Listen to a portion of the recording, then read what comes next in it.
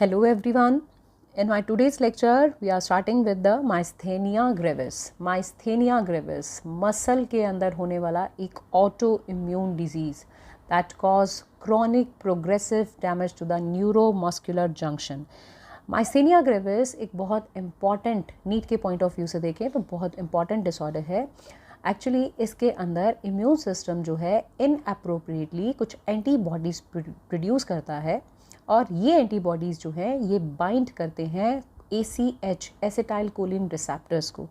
अब आप आगे के डायग्राम में देखेंगे, देखिए यहाँ पर मैंने आपको जो दिखाए हैं बेटा, these are antibodies. This is the structure of antibody जो बाइंड और ब्लॉक करते हैं एसिटाइल कोलिन रिसेप्टर्स को.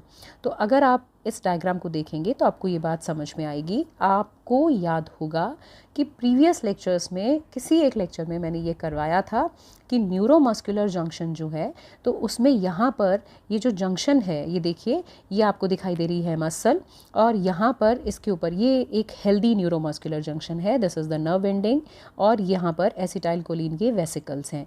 ये वेसिकल्स यहाँ पर एसिटाइल कोलिन रिलीज़ करेंगे और जब एसिटाइल कोलिन रिलीज़ होगा तो मसल सेल्स को स्टिमुलेट करने के लिए यहाँ पर एसिटाइल कोलिन को एक्सेप्ट करने के लिए रिसेप्टर्स मौजूद हैं. ये छोटे छोटे जो ग्रीन कलर के पार्टिकल्स हैं ये इन एसिटाइल कोलिन रिसेप्टर्स पर बाइंड हो रहे हैं क्योंकि ये एसिटाइल कोलिन है. ये एसिटाइल कोलिन अंदर सिग्नल प्रोड्यूस करेंगे जिससे कि मसल सेल एक्टिवेट होगी. अब यहाँ पर देखिए कि कुछ एंटीबॉडीज़ ऐसे प्रोड्यूस हो गए हैं which are actually blocking this acetyl choline, these acetyl choline receptors. ये एसिटाइल कोलिन रिसेप्टर्स है. अब मसल का जो कॉन्ट्रैक्शन है वो यहाँ पर रिड्यूस हो गया है. तभी मैंने आपको बताया कि इम्यून सिस्टम क्या करता है, कुछ एंटीबॉडीज़ इनअप्रोप्रिएटली एंटीबॉडीज़ प्रोड्यूस करता है जो एसिटाइल कोलिन के रिसेप्टर पर बाइंड हो जाते हैं और हम कहते हैं कि they are decreasing the number of functional acetyl choline receptor. देख रहे हैं आप, कुछ एक पर बाइंड हो गए हैं तो कुछ एक बचे हुए हैं. So they are decreasing the number of functional acetyl choline receptor at this motor end plate of skeletal muscle. अब माइस्थेनिया ग्रेविस के जो पेशेंट्स हैं, अब यहाँ पर क्या होगा कि जैसे जैसे डिजीज़ प्रोग्रेस होती रहती है ये एसिटाइल कोलिन रिसेप्टर्स के जो डिग्रेड होने की या अगर एसिटाइल कोलिन रिसेप्टर के लॉस्ट होने की बात करें तो वो बढ़ते जाते हैं. तो मसल्स जो है धीरे धीरे वीक होती जाती हैं, बहुत ईजीली फटीक हो जाती हैं और कई बार तो यहाँ तक होता है कि वो फंक्शन करना भी बंद कर देती हैं. अगर हम मेनली बात करें, जैसे कि मैंने यहाँ पर एक पॉइंट मेंशन भी किया है, muscle of face and neck mostly affected. Initial symptoms की अगर हम बात करें तो हम कहते हैं वीकनेस हो जाती है आई मसल में और उससे कि डबल विज़न प्रोड्यूस होने लगता है. थ्रॉट मसल्स, नेक की बात कर रहे हैं ना, तो थ्रॉट मसल्स जो है वो भी वीक हो जाती हैं और डिफ़िकल्टी हो जाती है स्वेलोइंग में, निगलने में, खाने को निगलने में. और लेटर ऑन अगर हम कहें तो पर्सन जो है उसको खाने को चबाने में, च्युइंग में और इवन बात करने तक में भी डिफ़िकल्टी हो जाती है. तो ये इतने सारे जो मैंने आपको सिम्टम्स बताए ये सारे माइस्थेनिया ग्रेविस के सिम्टम्स की फॉर्म में आप अपनी कॉपी में नोट करेंगे. और धीरे धीरे मसल्स जो हैं, लिम्ब्स जो हैं, उसकी मसल, पहले तो ऊपर वाले पार्ट की मैंने बात की है, अपर पार्ट की मतलब कि नेक की और फेस की, लेकिन उसके बाद लेटर ऑन लिम्ब्स जो हैं वो भी इन्वॉल्व हो जाते हैं. और यहाँ पर एक मैंने लास्ट की बात की है कि पैरालिसिस से रेस्पिरेटरी मसल्स की, क्योंकि नेक की बात की है तो रेस्पिरेटरी मसल्स की पैरालिसिस से डेथ तक हो जाती है. और लेकिन कहा जाता है कि ये जो डिसऑर्डर है ये इस स्टेज तक बहुत जल्दी नहीं पहुँचता. अब इसके ट्रीटमेंट की बात करते हैं. तो ट्रीटमेंट में मैंने लिखा है acetyl choline esterase. Acetyl choline esterase, देखिए एसिटाइल कोलिन एस्ट्रेज तो यहाँ पर एक एंजाइम होता है जो कि एसिटाइल कोलिन अगर यहाँ पर बाइंड हो गया, मसल को आगे ट्रिगर कर दिया, मसल कॉन्ट्रैक्शन करवा दिया तो ठीक है, नहीं तो कुछ एसिटाइल कोलिन जो यहाँ पर फ्री हैं वो डिग्रेड हो जाते हैं with the help of enzyme acetyl choline esterase. तो यहाँ पर मैंने जो एंजाइम का नाम लिखा है that is anti choline esterase. This is a drug, sorry this is not enzyme, this is anti choline esterase. दोबारा सुनिए मेरी बात, मैंने क्या कहा कि एसिटाइल कोलिन को डिग्रेड करने के लिए एसिटाइल कोलिन एस्टरेज होता है. तो एसिटाइल कोलिन अगर डिग्रेड हो जाएगा तो आगे मसल कॉन्ट्रैक्शन नहीं हो पाएगा क्योंकि ये ब्लॉक है। लेकिन अगर एसिटाइल कोलिन यहाँ लंबे समय तक रहे, लंबे टाइम तक रहे, तो प्रॉब्लम कुछ सॉल्व हो सकती है। तो हम क्या करते हैं, एंटी कोलिन एस्ट्रेज ड्रग जो है, अगर इसे देखें तो मेस्टोन नाम की एक ड्रग आती है, तो वो जो है वो इसके लिए कहा जाता है कि वो फर्स्ट लाइन ट्रीटमेंट है। तो वो जो है ये एक्चुअली क्या करता है, एसिटाइल कोलिन एस्ट्रेज को ब्लॉक कर देता है, जिससे कि एसिटाइल कोलिन का ब्रेकडाउन जो है वो नहीं होगा या स्लो हो जाएगा। तो इनहिबिटर जो है यहाँ पर जो हम कह रहे हैं कि लेवल ऑफ एसिटाइल कोलिन जो है वो थोड़ा सा यहाँ पर लंबे टाइम तक बने रहेंगे, और जो अभी भी फंक्शनल रिसेप्टर्स हैं, स्टिल अभी जो रिसेप्टर्स फंक्शनल है, ये लेटर ऑन उनसे बाइंड होकर मसल में कॉन्ट्रैक्शन करवा देंगे। तो ये तो एक तरीका है। और दूसरा प्लाज्माफेरेसिस, दूसरा जो है मैंने आपको यहाँ पर जो लिख के दिया है, this is plasmapheresis, this is the another technique. इसमें आप नोट करेंगे, this is actually the removal of antibodies. कहाँ से? तो आप कहेंगे ब्लड से।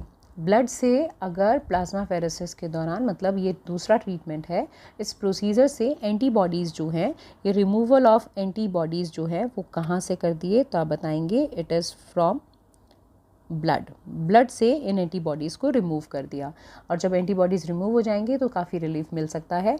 और कई बार सर्जिकली रिमूवल भी कर दिया जाता है थाइमस का, और जब थाइमस का रिमूव करेंगे तो क्या होगा, दिस इज़ कॉल्ड, एक्चुअली पहले तो नाम लिख दीजिए, this is called thymectomy. Thymectomy it means removal of thymus. अगर थाइमस का रिमूव कर दिया जाएगा तो थाइमस से जो बॉडी का इम्यून सिस्टम है वो थोड़ा सा कम हो जाएगा, इम्यून सिस्टम, क्योंकि थाइमस जो है it comes under your primary lymphoid organ. तो थाइमस के रिमूवल से भी इस प्रॉब्लम को रिड्यूस किया जा सकता है। Next, we are moving towards the next problem. This is known as muscular dystrophy. Muscular dystrophy. This word is dys. This is related to difficulty, and trophy means basically nourishment. Actually, the term muscular dystrophy refers to group of inherited muscle destroying diseases. अब muscle destroying disease तो कहीं हैं, लेकिन most common form जो हम बात कर रहे हैं, दिस इज़ कॉल्ड, दिस आपके सामने जो नाम लिखा है, this is called as Duchenne muscular dystrophy.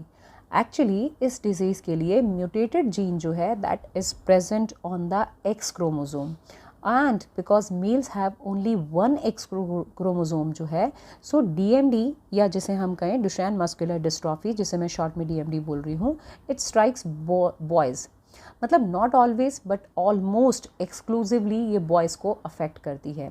तो ये सेक्स लिंक्ड इनहेरिटेंस जो है उसका डिसऑर्डर है, जिसे हम जेनेटिक्स में पढ़ते हैं। तो DMD ये जो प्रॉब्लम है, इसके अंदर आपको एक बात ज़रूर याद रखनी है कि ये बहुत पहले जल्दी दिस ऑर्डर यूजुअली दिखाई देने लग जाता है between the age of 2 to 5, initially ही जल्दी ही दिखाई देने लग जाता है। और जब तक पेरेंट्स जो है ये नोटिस कर पाते हैं कि अभी तक 2 से 5 साल की उम्र तक ही बच्चा प्रॉपरली चलने नहीं लगा है, उसको डिफ़िकल्टी होती है रनिंग में, जंपिंग में, वॉकिंग में, इस तरह की चीज़ों में, बाय एज 12 जो है उस एज तक बॉयज़ जो हैं DMD के जो पेशेंट्स होंगे वो प्रॉपरली चल नहीं पाते हैं, और रेस्पिरेटरी एंड कार्डियक फेलियर जो है, और उसकी वजह से डेथ भी हो जाती है बाय द एज ऑफ 20। इतनी जल्दी इस एज में डेथ हो जाती है। अगर हम DMD की थोड़ी सी डिटेल में बात करें तो DMD के अंदर जीन जो है, बेसिकली वो जीन DMD का जो जीन है that actually codes for protein dystrophin. आपको याद होगा इसके बारे में हम स्ट्रक्चरल प्रोटीन्स में डिस्कस कर चुके हैं मसल के सार्कोलेमा में। तो मसल प्रोटीन जो डिस्ट्रोफिन है वो म्यूटेटेड है, सो एक्चुअली जो जीन है वो म्यूटेटेड है। तो डिस्ट्रोफिन जो है वो बहुत कम बनेगा सार्कोलेमा में, या फिर नहीं बने। One more thing you should know that this is the largest gene in man. जो डिस्ट्रोफिन का जो म्यूटेटेड जीन जिसकी हम बात कर रहे हैं, this is actually the largest gene of man. तो हम जो बात कर रहे थे कि डिस्ट्रोफिन प्रोटीन जो है that is a essential component which is present in the sarcolemma.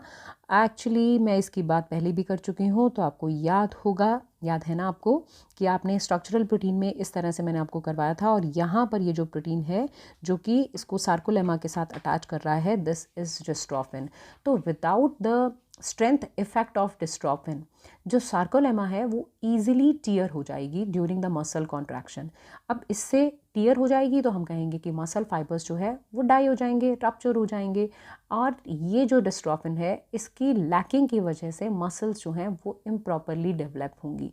तो अगर हम इसकी एक ऑल्टरनेटिव अप्रोच की बात करें तो मैंने यहाँ पर एक प्रोटीन का नाम लिखा है, दिस इज़ यूट्रोफिन, जिसके लिए कहा जाता है it is similar to dystrophin. बाकी वैसे डीएमडी के पेशेंट्स जो हैं उनको जीन थेरेपी से भी ट्रीट किया जाता है, but not is too much successful, बहुत ज़्यादा नहीं है। ये जो ट्रीटमेंट है इसका, जो डिस्ट्रोफिन जीन का जो डिस्कवरी हुआ था 1987 के पास हुआ था। 1990 जो है वो इसका जो फर्स्ट अटैम्प्ट जो किया गया था जीन थेरेपी के साथ, बट अभी भी साइंटिस्ट इस पर वर्क कर रहे हैं। Now we are moving towards some abnormal contraction of the skeletal muscle. The first abnormal contraction is called spasm. Spasm जो है this is the sudden involuntary contraction of a single muscle in a large group of muscle. एक single muscle जो कि एक large group of muscles में है। Painful spasmodic contraction जो है उससे ही हम क्रैम्प कहते हैं। क्रैम्प जो है उसके लिए कारण भी आप बता सकते हैं, रीज़न बता सकते हैं, that it actually caused by inadequate blood flow to the muscle. Spasm और क्रैम्प में कोई बहुत डिफरेंस नहीं है। यहाँ पर तो हमने बात किया ना कि single muscle large group of muscles पे, तो क्रैम्प जो है बेसिकली हम कहते हैं पेनफुल जो स्पाज्मोटिक कॉन्ट्रैक्शन है उसी को क्रैम्प कहते हैं। इसके रीज़न जैसे कि inadequate blood flow to the muscles हो सकता है, मसल का ओवर यूज़ भी एक रीज़न हो सकता है, कभी कभी डिहाइड्रेशन, पानी कम लेना, किसी तरह की इंजरी, या हम कहें कि किसी भी चीज़ को बहुत लंबे टाइम तक एक ही पोजीशन में होल्ड करना, और लो ब्लड लेवल, मतलब ब्लड के लेवल के अंदर इलेक्ट्रोलाइट्स का, मतलब बेसिकली हम बात कहें तो जो कैल्शियम है, कैल्शियम, पोटेशियम की बात करेंगे, पोटेशियम जो है उसका कम हो जाना भी क्रैम्प का कारण हो सकता है। Next we are talking about the tic. इसका आपने नाम शायद सुना होगा। Tic is spasmodic twitching of muscle, involuntary, that is actually ordinary under voluntary control. या आप इसे ऐसे भी डिफाइन कर सकते हैं कि एक sudden, rapid, recurrent, non rhythmic motor and vocalisation abnormalities हैं। जैसे कि हम कहें ब्लिंकिंग ऑफ आइज़, बहुत ज़्यादा अपनी आँखों को ब्लिंक करना, जैसे कि इस तरह की नाक से, नोज से बार बार ऐसे करने, गले से आवाज़ निकाले, जैसे कि हम कहें इस तरह की चीज़ें करना। तो ये बेसिकली जो टिक वाली मूवमेंट्स होती हैं ये शोल्डर से ऊपर की, जनरली मैं कह रही हूँ, जनरली शोल्डर से ऊपर की मूवमेंट होती है। जैसे कि मैंने कहा ये इनवॉलेंट्री हैं, लेकिन ऑर्डिनरी मतलब they are under voluntary control. ये जो हैं कई बार छोटे बच्चे इस तरह की जो मूवमेंट करते हैं, कई बार पेरेंट इसे प्रॉब्लम ना मानकर, बिहेवियरल प्रॉब्लम मानकर उन्हें बच्चों को कभी कभी डांट भी सुननी पड़ जाती है इसकी वजह से। तो ये शोल्डर से ऊपर की प्रॉब्लम है, तो ये बिहेवियरल प्रॉब्लम नहीं है, actually this is the problem related to our system, muscular system as well as nervous system से ऊपर की, मतलब नर्वस सिस्टम से। तो अगर जनरली शोल्डर से ऊपर हो तो तब भी कोई प्रॉब्लम नहीं है, और अगर किसी और पार्ट में हो तब भी कोई प्रॉब्लम नहीं है। एक्चुअली ये कई बार देखा गया है कि ये साइकोलॉजिकल प्रॉब्लम्स भी हो सकती हैं, और ये प्रॉब्लम्स जो हैं, टिक की जो प्रॉब्लम, जैसे कि मैंने कहा अजीब सी आवाज़ें निकालना, इस तरह की प्रॉब्लम, ये बिहेवियरल प्रॉब्लम नहीं है, और इसको कंट्रोल भी किया जा सकता है, और फिजिशियन या साइकोलॉजिस्ट, न्यूरोलॉजिस्ट जो हैं वो इसे ट्रीट भी कर सकते हैं मेडिसिन के through. Next we are moving towards the next, it is called tremor. Tremor जो है ये एक रिदमिक, इनवॉलेंट्री, जिसे हम कहें बेसिकली पर्पसलेस, यहाँ पर जो मैंने लिखा है पर्पसलेस कॉन्ट्रैक्शन है, जिसे हम शेकिंग भी कह सकते हैं, और शेकिंग मूवमेंट है बेसिकली। अब आप देख रहे हैं यहाँ पर आपको ये हैंड्स में जो मूवमेंट दिखाई दे रही है, this is basically shaking movement. तो ये सब जो अभी हमने डिस्कस की एबनॉर्मल कॉन्ट्रैक्शन है स्केलेटल मसल्स की। इसमें से स्पाज्म और क्रैम्प्स जो हैं ये आपको क्वेश्चन दे चुके हैं, लेकिन टिक और ट्रेमर पर क्वेश्चन नहीं आया। हाँ, ये वर्ड्स ऑप्शंस में ज़रूर यूज़ होते हैं, then you should know the meaning of these words. Thank you. And one more thing, lastly जो मैं कहूँगी, इसके साथ ही हमारा लोकोमोशन एंड मूवमेंट का ये जो चैप्टर है ये इन जनरल टर्म्स के साथ कंप्लीट होता है with disorders. in the next chapter, in the next lecture, I'll start the next chapter. Thank you. Sorry बच्चों, आज आपको 2 बार मैंने थैंक यू बोल दिया, कह भी दिया, चैप्टर एंड हो गया है, लेकिन मैं फिर आ गई हूँ। एक छोटी सी 2 टर्म्स जो थी, जो मैंने आपके लिए ली थी, वो आपको बतानी रह गई है. One is called myalgia and the second is myoma. Basically, this myalgia is the word which is related to pain, and this is actually associated, this myalgia word is associated muscle.